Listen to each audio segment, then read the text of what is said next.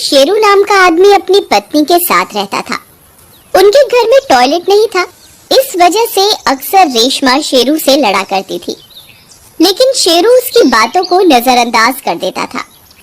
पर एक दिन उन दोनों के बीच में तू तू मैं कुछ ज्यादा ही बढ़ जाती है और शेरू डंडे से रेशमा के सिर पर वार कर देता है और रेशमा वही दम तोड़ देती है।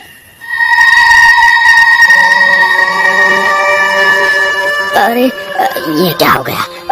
ये मैंने क्या कर दिया? हे भगवान, अब क्या करूं? अगर किसी को पता चल गया तो मुझे इसके खून के जुल्म में पूरी जिंदगी जेल में सड़ना पड़ेगा। क्या करूं? क्या करूं? एक काम करता हूँ, इसे घर के पीछे आंगन में गाड़ देता हूँ, किसी को कानो कान खबर नहीं होगी। फिर इतना सोचकर शेरू रेशमा की लाश को घर के पीछे गाड़ देता है।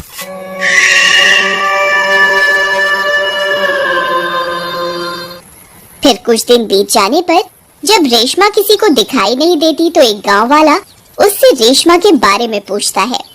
अरे शेरू भाई, भाभी कहीं दिखाई नहीं दे रही आजकल, क्या बात है? कि क्या बताऊं भाई, वो मुझसे रोज लड़ लड़ कर परेशान हो गई थी। उसने मुझे तलाक दे दिया है और मुझे छोड़कर अपने मायके चली गई है। भाई ये तो बहुत बुरी खबर है भाई, है? चलो तुम उदास मत हो, तुम फिर से दूसरी शादी के बारे में कुछ सोच रहे हो क्या? है, मेरी नजर में एक तलाकशुदा औरत है, तुम कहो तो तुम्हारे रिश्ते की बात चलाऊं? हाँ भाई, हाँ क्यों नहीं भाई, जरूर जरूर। फिर कुछ ही दिनों में शेरू की शादी सीमा नाम की लड़की से हो जाती है। फिर शादी की पहली रात। अजी सुनिए, टॉयलेट कहाँ है? मुझे इस्तेमाल करना है। टॉयलेट तो नहीं है, तुम्हें बाहर ही जाना होगा। क्या? आपने घर में टॉयलेट तक नहीं बनवाया? देखिए जी, मुझे घर से बाहर खुले में जाने की आदत नहीं है। आप कल ही घर में टॉयलेट बनवाइए, नहीं तो मैं अपने मायके चली जाऊंगी। इतना बोलकर सीमा सो जाती है। अरे यार, ये तो छोड़कर जाने की धमकी दे रही है, अब क्या करूं? कहीं मैं फिर से अकेला ना पड़ जाऊं। एक काम करता हूँ, कल टॉयलेट बनवा ही देता हूँ, नहीं तो ये भी रेशमा की तरह रोज रोज चिक चिक करती रहेगी। अगला दिन होने पर शेरू टॉयलेट बनवाने का काम शुरू करवा देता है और 2 दिनों में टॉयलेट बनकर तैयार हो जाता है। टॉयलेट को तैयार देखकर सीमा की खुशी का ठिकाना नहीं रहता। फिर रात होने पर शेरू शौक में नहाने के लिए टॉयलेट जाता है और अपनी मस्ती में नहाने लगता है। तभी टॉयलेट सीट से एक औरत का हाथ बाहर निकलता है।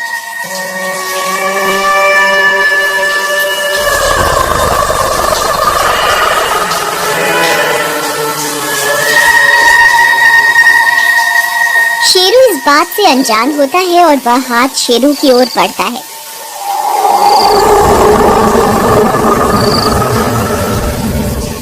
तभी सीमा शेरू को आवाज लगाती है। अजी सुनते हो, इतनी रात गए, आपको नहाने का क्या शौक चढ़ गया जी? सीमा की आवाज सुनकर वह हाथ वापस अंदर चला जाता है। अरे प्रियतम, बहुत मजा आ रहा है। अरे वाह वाह, ठंडे ठंडे पानी से नहाना चाहिए, गाना आए या ना आए, गाना चाहिए है? गाना आए या ना आए, गाना चाहिए। तभी वह हाथ फिर से टॉयलेट सीट से निकलता है और पीछे से शेरू की गर्दन को पकड़ लेता है।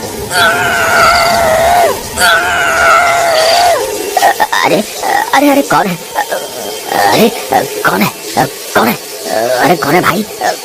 मुझे जान से मारना चाहते हो क्या? अरे छोड़ छोड़, मुझे छोड़, अरे छोड़ कपाल, अरे मेरी गर्दन छोड़ छोड़। फिर किसी तरह शेरू उस हाथ से अपनी गर्दन छुड़वा कर पीछे हट जाता है। उस कटे हुए हाथ को देखकर उसकी हालत खराब हो जाती है।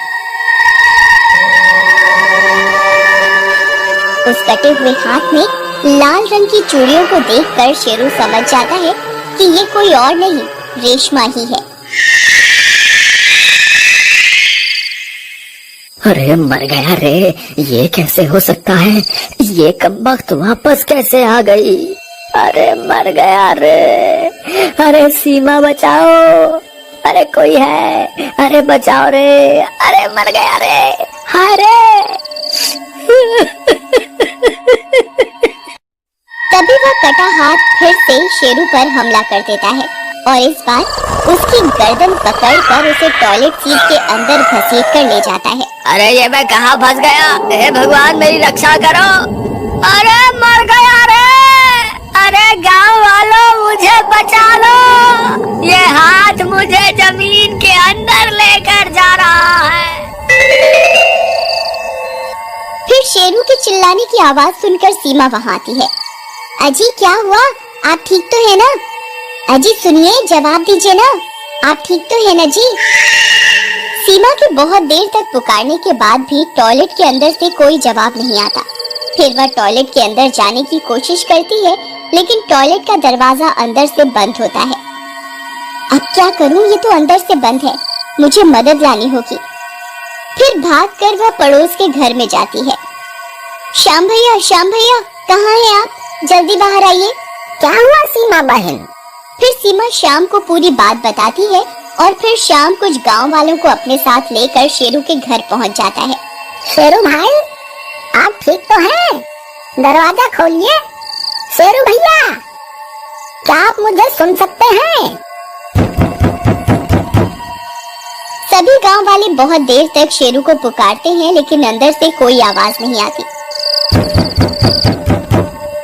श्याम भाई मुझे लगता है हमें ये दरवाजा तोड़ना पड़ेगा, कहीं देर न हो जाए। फिर सभी गांव वाले मिलकर टॉयलेट का दरवाजा तोड़ना शुरू करते हैं और कुछ ही देर में टॉयलेट का दरवाजा टूट जाता है और वे लोग अंदर घुस जाते हैं, लेकिन उन्हें वहाँ शेरू का कोई नामो निशान नहीं मिलता। अरे यहाँ तो कोई भी नहीं है। सीमा बहन तुम्हें पक्का विश्वास है कि शेरू भाई टॉयलेट के अंदर ही मौजूद थे? हाँ श्याम भैया, ये कुछ देर पहले ही जोर जोर से गाना गा रहे थे और फिर अचानक से इनकी आवाज बंद हो गई। मैंने इन्हें बहुत देर तक पुकारा, लेकिन इनका कोई जवाब नहीं आया। श्याम भाई मुझे भी लगता है कि शेरू भाई टॉयलेट के अंदर ही थे, तभी तो टॉयलेट का दरवाजा अंदर से बंद था और यहाँ कोई इतना बड़ा रोशनदान भी नहीं है जिससे वो बाहर निकल सके। तो फिर आखिरकार शेरू भाई गए तो गए कहाँ? तभी उनकी नजर टॉयलेट सीट पर पड़ी टूटी हुई चूड़ियों पर जाती है। सीमा भाभी ये टूटी हुई चूड़ियाँ आपकी है? नहीं, मेरी एक भी चूड़ी अभी तक नहीं टूटी है, ये मेरी नहीं है। अगर ये आपकी नहीं है तो फिर ये किसकी चूड़ियाँ हैं? आखिरकार ये चूड़ियाँ यहाँ आई कैसे? फिर गांव वाले टॉयलेट सीट के अंदर झांक कर देखने लगते हैं। अरे भाई कहीं शौक में शेरू भाई इस टॉयलेट सीट के अंदर तो नहीं चले गए हैं? मुझे पक्का विश्वास है शेरू भाई ये देखने गए होंगे कि कमबख्त अंग्रेजी टॉयलेट सीट काम कैसे करती है। फिर कुछ देर इधर उधर देखने पर उनके हाथ कुछ नहीं लगता, तो सब लोग हैरान परेशान होकर वहाँ से चले जाते हैं और फिर 2 दिनों के बाद टॉयलेट से बहुत तेज बदबू आने लगती है। इस वजह से सभी गांव वाले फिर से टॉयलेट के पास इकट्ठा हो जाते हैं और फैसला करते हैं कि टॉयलेट को तोड़कर यहाँ खुदाई की जाए, और इतना सोचकर वे लोग खुदाई करना शुरू कर देते हैं। कुछ देर खुदाई करने पर उन्हें एक हाथ दिखाई देता है। उसने वही लाल रंग की चूड़ियां पहनी होती हैं। वो लाल चूड़ियों को देखकर लोगों को कुछ समझ में आने लगता है। फिर कुछ और खुदाई करने पर उन्हें रेशमा की लाश दिखाई देती है। उस लाश को देखकर सब चौंक जाते हैं। अरे भाई ये क्या है? ये तो रेशमा की लाश है, ये यहाँ कैसे आई? ससुरा शेरू तो बोल रहा था कि ये रेशमा उसे छोड़कर मायके चली गई है। दाल में जरूर कुछ काला है। फिर थोड़ी देर और खुदाई करने पर उन्हें शेरू की लाश भी मिल जाती है।